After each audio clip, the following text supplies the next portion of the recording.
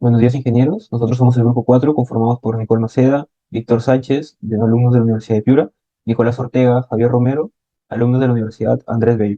A continuación, vamos a presentar los tres ejercicios propuestos. Bueno, y pasando al primer ejercicio se trata sobre un suelo licuable, en donde nosotros se nos da los pesos específicos, se nos brinda también la profundidad del nivel freático, los resultados del ensayo de penetración para una profundidad de 2, 4, 6, 8, 10 y 12 metros. Nosotros ya hemos considerado que estos valores ya consideran todas las correcciones, tanto de presión por tapada como el de eficiencia. Si no, pues se deberían calcular. Ahora, ¿cuál es el objetivo de este ejercicio? El objetivo es determinar a qué profundidades nosotros ya podemos decir que este estrato es potencialmente licuable. Entonces, aquí tenemos el perfil estratigráfico a partir de los datos que se nos han entregado y también hemos utilizado las fórmulas de los apuntes de clase, ¿no? En donde a nosotros nos interesa calcular el factor de seguridad de licuefacción. Este factor de seguridad depende tanto de la resistencia del suelo como de la demanda sísmica. Para la resistencia del suelo tenemos que evaluar el CRR. El CRR depende bastante de lo que vendría a ser el ensayo de penetración, como pueden ver aquí del N160, que significa el N corregido, y de la demanda sísmica, que vendría a ser las relaciones de tensiones cíclicas CSR, donde depende de la aceleración, de los esfuerzos verticales y de un coeficiente de reducción de esfuerzo de corte. Este coeficiente se calcula, aquí como pueden ver, a partir de una profundidad desde la superficie del suelo en metros. Con todo esto se pasa a calcular una tablita. Esta tabla va a estar de 2, 4, 6, 8, 10, 12 metros. Va a tener el suelo es una arena pobremente graduada y como valor de n tenemos el de los ensayos. Se calculan los esfuerzos, la presión de poros también porque hay nivel freático, se calcula el coeficiente de reducción de esfuerzo de corte, el CSR, el CRR, y utilizando esta fórmula del factor de seguridad de licuefacción, se calcula. A continuación, se va a hacer un análisis más profundo sobre esta tabla y sobre los resultados que hemos obtenido. Para continuar con el análisis de licuación, desde la profundidad de 10 metros se descartará como zona potencialmente licuable. Esto debido a que el N corregido, el N61, es mayor a 30. Dentro de la información que se nos brindó en las conferencias, se nos dice que los valores de N1 corregidos es mayor a 30. Corresponde a los suelos de tipo granular, que clasifican como no licuables. A una profundidad de 2, 4 y 6 metros, el suelo presenta un riesgo de licuefacción, ya que el FS es menor que 1. Si bien es cierto, a una profundidad de 8 metros, el suelo ya es ya tiene un FS mayor a 1, lo que significaría que ya no hay riesgo de licuación.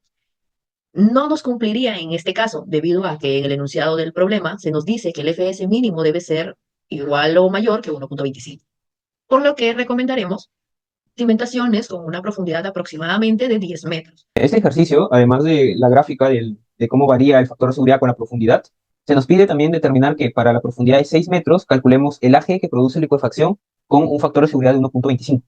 Entonces, tenemos acá, ¿qué fórmulas hemos utilizado? Nosotros como datos tenemos que el factor de seguridad es 1.25. Sabemos que el factor de seguridad es CRR entre el CSR. El CRR ya lo hemos obtenido de la tabla anterior, que se ha calculado. Entonces, para 6 metros tenemos 0.1601. Estamos aquí, mira, 6 metros, 0.1601, CRR. Entonces, con ello nosotros despejamos el CSR. Ahora, el CSR también es esta fórmula que ya la hemos visto anteriormente, en donde aquí está el A sobre G, que es lo que nos importa. Entonces, reemplazando todo esto, nosotros tenemos que el A sobre G es 0.12 aproximadamente. En la gráfica que podemos observar, es una gráfica de profundidad versus el FSL. Si entramos con 1.25 en FSL, nos arroja un promedio, una profundidad aproximada de 9 metros. Con esto ya podemos cumplir con lo que se nos está diciendo de un FSL menor, como mínimo de 1.25. Colocar cimientos menores a esta profundidad, como 8 o 7, sí nos dan un riesgo de licuefacción.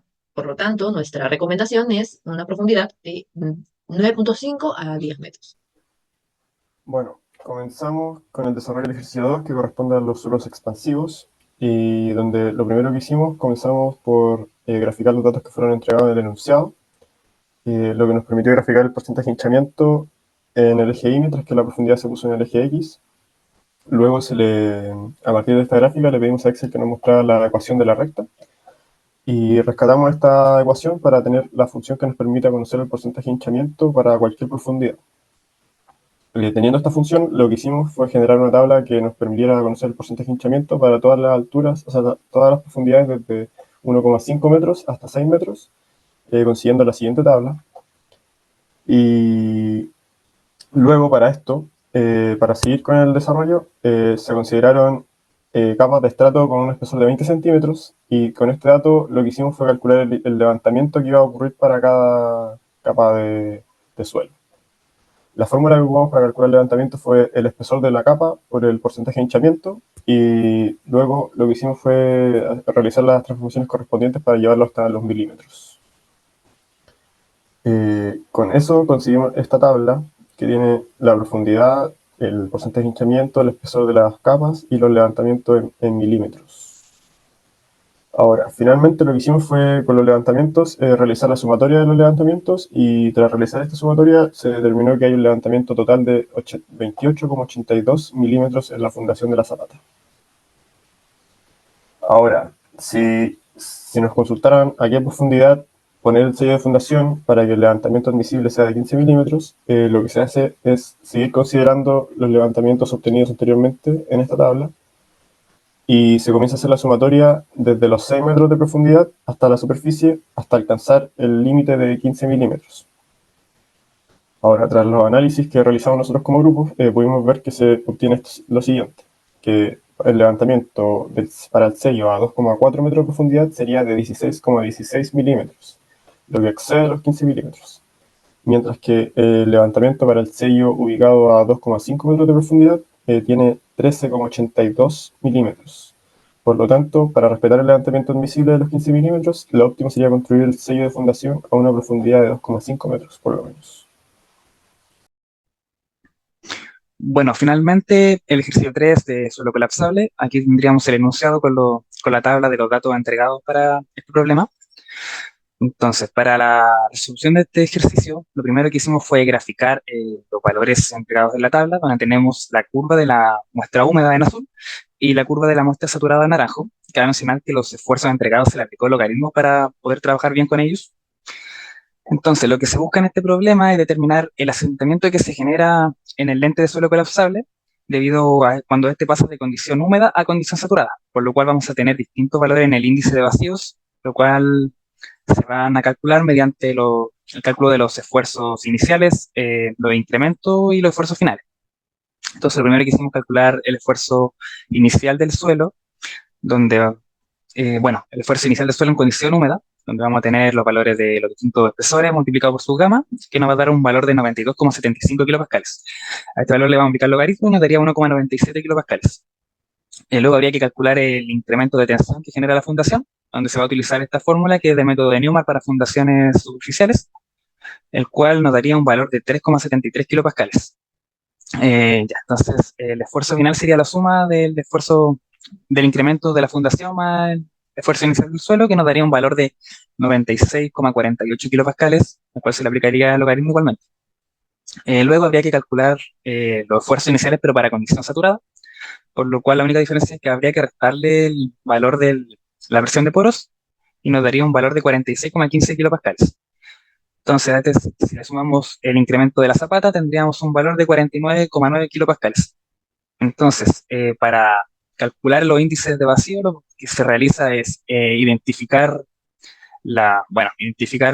en el gráfico los valores de los esfuerzos iniciales, esfuerzos finales de la condición húmeda, donde vamos a tener la relación de vacío inicial que nos entrega el problema, que es del 0,8, que se identifica en el gráfico, donde intercepta con el esfuerzo inicial. Entonces, para calcular el primer índice de vacío se proyecta la curva de la muestra húmeda, y donde intercepta en el punto del esfuerzo final, sería el primer índice de vacío.